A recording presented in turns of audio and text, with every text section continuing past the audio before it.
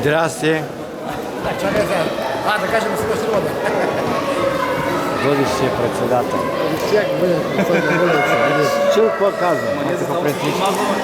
Аз то съм го казал да знаеш, че той има нужда от млади хора. Ще знаем къде се въртим.